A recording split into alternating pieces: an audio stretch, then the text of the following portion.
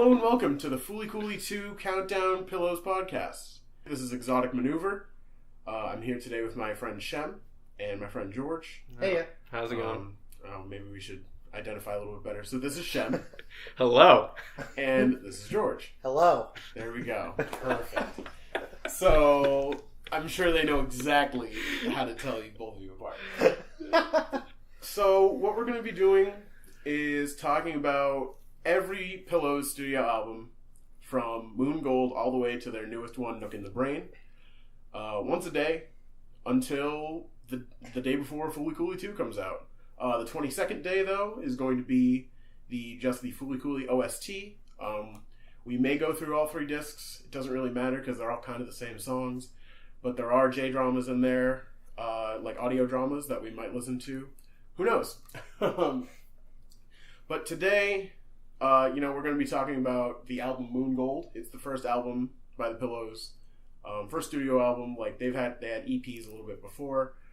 They actually formed 2 years before this album came out.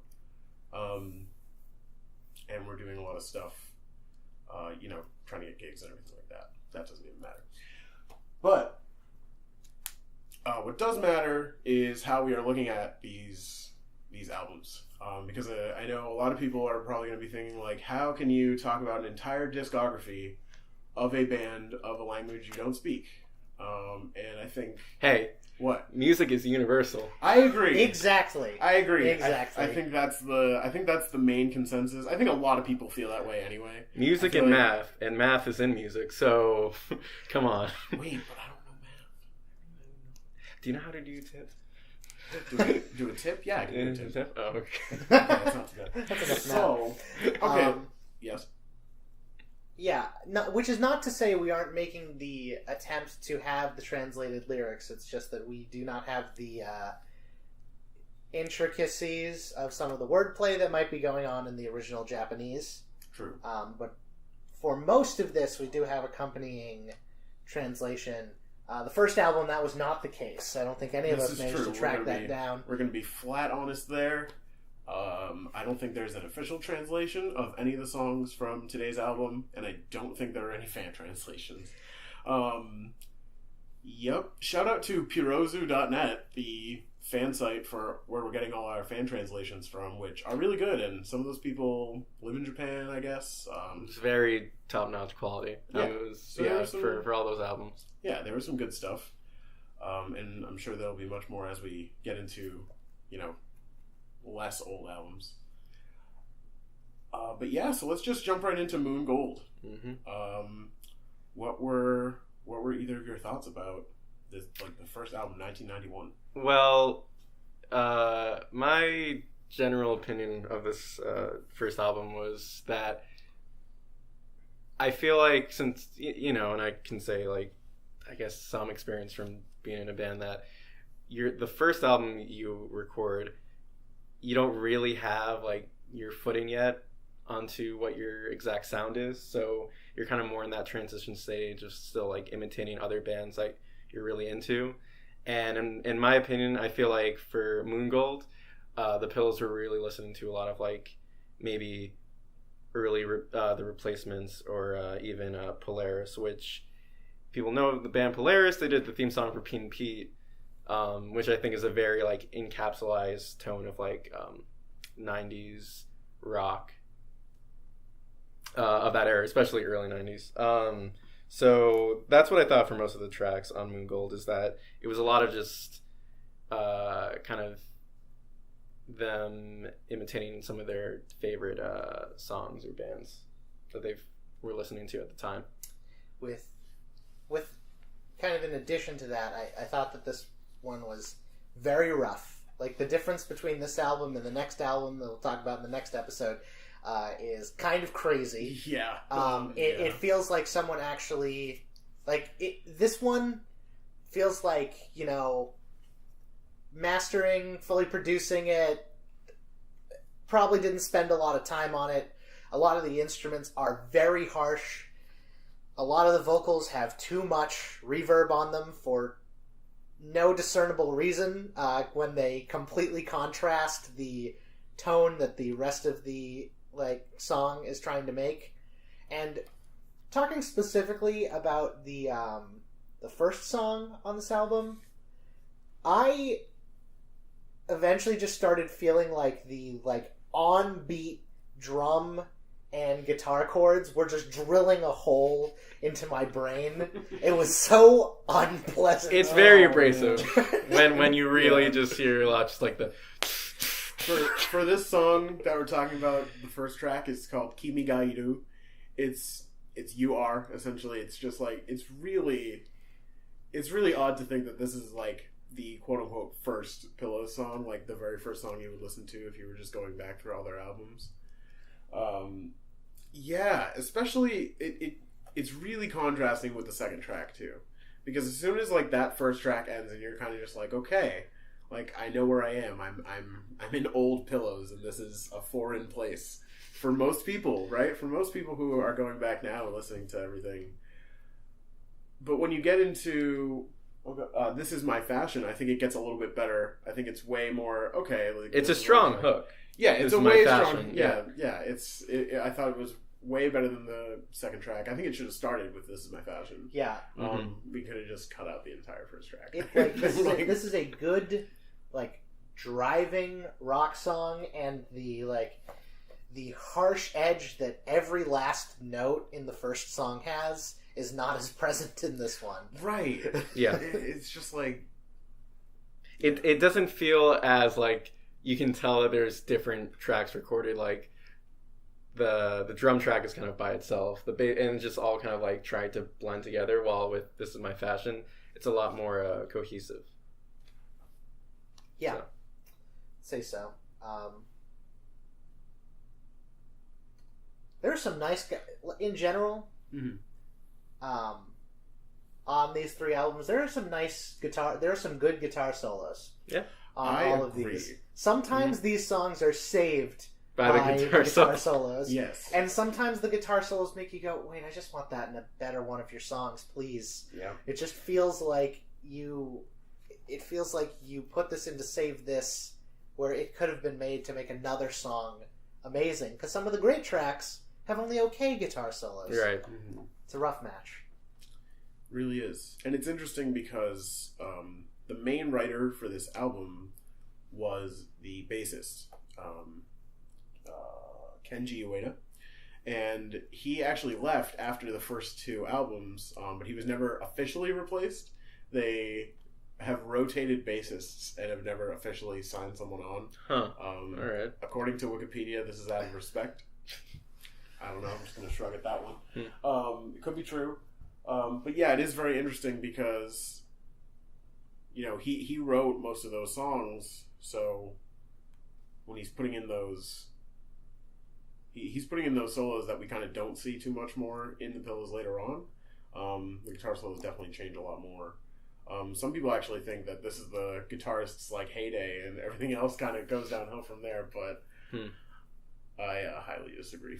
It's funny that you say these were written by the bassist, because you can't hear the bass. Yeah, true. The bass is very in the background. What a melodical bassist. And there's the thing is that sometimes the bass parts, when you do hear them peeking through the veil of the rest of the song, are good. It's just he wrote the songs, but I guess somewhere along the lines it was never felt comfortable turning it up enough that you could hear it in the mix. Mm-hmm. Right. Yeah, I think it's just a stigma with some bass players where it's either they want to be more upfront with their sound, more in the limelight, while other, I guess maybe you could say traditional basses are more in the old school thought, just the bass is supposed to be the foundation of the song, where you can just hear it, but it's not supposed to be elevated to the point where it's overpowering any of the other guitars or drums or even vocals. So, what did you all think of "I Need Somebody"? Because that song made me want to just take a nap. I did almost take a nap. Yeah, it feels like it's on in the background. Yeah, it drifts into the background, even if it's the loudest thing in the room. It's I think it's a product of the time, because as I was saying before, this first album, you can definitely just know, if someone didn't tell you when it was released, you could say this sounds early 90s, because I can tell you so many rock bands were using like chorus pedals, especially Boss chorus pedals, and chorus pedals just gives a very like dreamy wash to the like rhythm guitar track or like lead guitar track. So like if you have a progression like that and it's just very passive and not like in your face, you're gonna probably just drift off asleep. Yeah. There's a lot of dreamy music on these first 3 albums. Yes. There's a lot of things that are straight up dreamy and not kind of not like some of the later sound, especially that people know from Fully Cooley. But it still captures this. As we go through, I have an idea about how it's funny that they are the band that made the music for Fully Cooley, because they very quickly start dealing with some very nostalgic themes, but it's nostalgia tinged with moving forward, so it's a very perfect fit. Right. Again, we don't actually know that lyrically on this album, as we don't speak Japanese. And... Yeah, we can't fully tell what's going on here. I mean, there are... Okay, at the risk of hate. At the risk of hate, there are some Romaji lyrics here, okay? And, you know... Yeah, if you're trying to learn Japanese, Romaji is probably the worst thing you could ever do, ever, in your life. Except heavy amounts of drugs. Like it's really just going to make negative progress. Yeah, it goes heavy amounts of drugs, Romanji, killing a person. Yeah. Killing a person. Oh, wow. That's the order. That being said, from looking at these while listening to the album, I do know that at the very least, there is a subtle theme of rain going on. There is rain happening, and I think that is relevant later on, especially in the next album, with all the cloud imagery and everything like that. Last note about song 3, I Need Somebody, right? Yeah, is that this song, despite it being, I literally wrote that like I'd skip it on the listen. Like if I was just listening through this album in whole again, I would definitely skip this one. His voice actually matches this song, as in like what they're doing with his voice actually matches this one. It's just bewildering on the other songs on the album. True. So what about 4 and 5? Dear My First Step and... Oh, crap. I don't have the English title for this song. It Seems It's Gonna Rain? Oh, there we go. Perfect. Yes, it seems it's gonna rain, or it looks like it's gonna rain, that sort of thing. Wherever you're gonna find it. Yeah, however you're gonna... All of the lyric sites have some level of word salad when you get to the titles. Yeah. For this album specifically, it's like nobody cares about this one. It's really true. It's really true, and it's kind of unfortunate because I see where they're going with this album. You know, I see the idea, the aesthetic. It doesn't fully land. I mean, it landed enough for them to get to make another album. Yeah. So on some level, it works. It just I think it worked in '91. And they're very much not a band that suffers the sophomore slump, because this is the first album and it's like, all right, and then the next one is... That could have just been forward thinking. Or just like, if we don't make a really great first album, then we won't get the sophomore slump. Right. So actually, what I want to do is kind of go over, any thoughts y'all have on any of the other tracks in brief, because we have some time left. But then, I want to get into our top 2, bottom 2 segment that we're going to do. So, any baby thoughts? Big thoughts?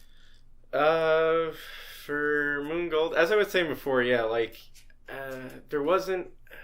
I think there was one track, I'm trying to remember, maybe it was 5 or 6, that kind of had more of a punk edge to it.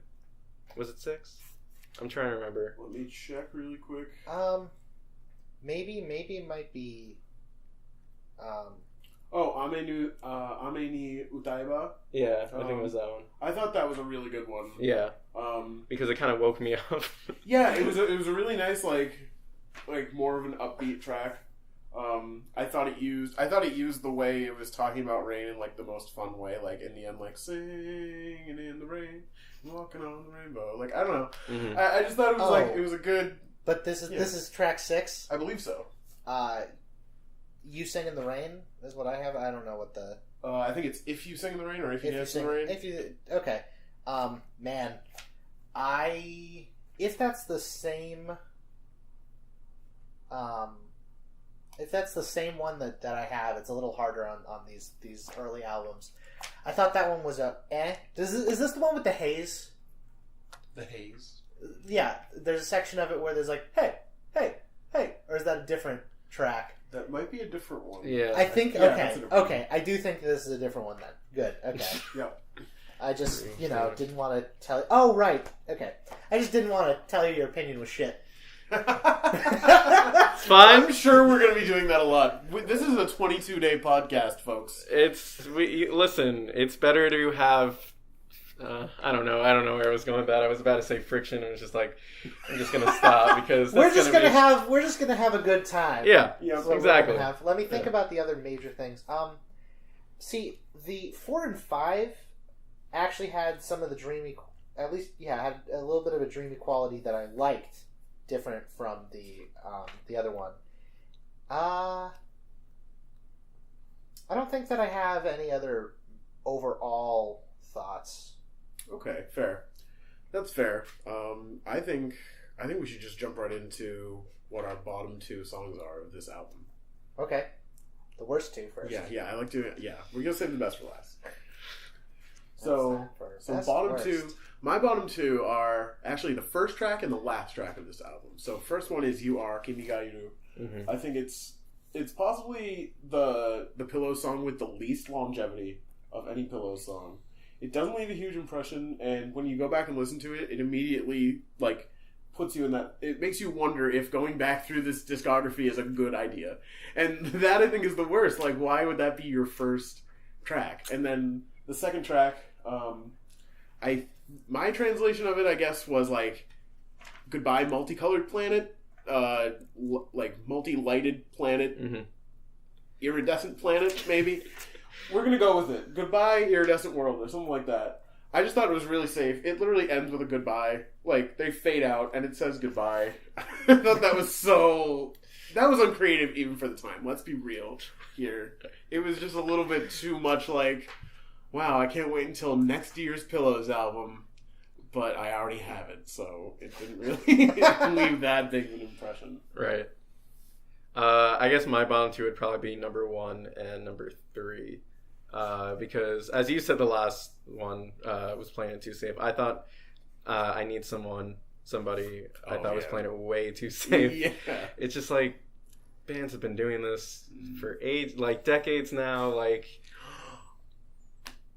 we have a major breakthrough, folks. I just realized something. That's why this album is so dreamy. They're the Pillows. It's safe because the songs are soft. This album makes it make sense. That is why they're the Pillows, folks. Dreams, nostalgia. I think we're onto something here. All right, well, George. We'll see if that through line plays out for him. Maybe. All right, so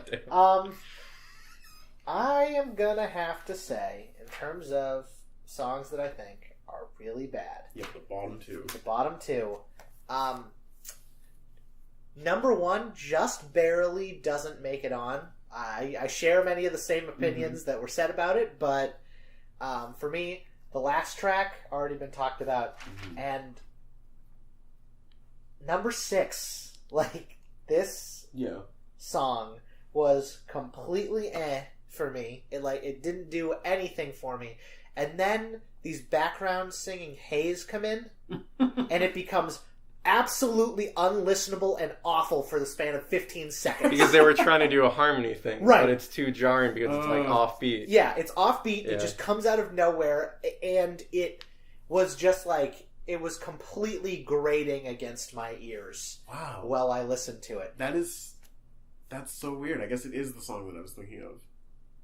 I really didn't like it. Oh my gosh. I thought it was very bad. I'm actually super surprised. I could actually listen to that song right I now. mean, that's the thing. When I was doing listen through the albums, I was really just trying to focus on the composition itself and not so much the vocals. Mm-hmm. So yeah, when that did pop up, I was like, it's interesting. It's not executed well, but it's interesting. So I just kind of like threw it off in the back burner. Yeah, I was, especially for this first album, but for all of them, I was listening full musically, and I got like, this was just a song that had the absence of good in it. The absence of good. Yeah, the absence of good, and then actual bad. All right. Well, on that note, we're going to stick on you, George. What is your top two? And then we'll move to Shem and I. Okay. So, the top two for this one were... so, I had three originally picked out.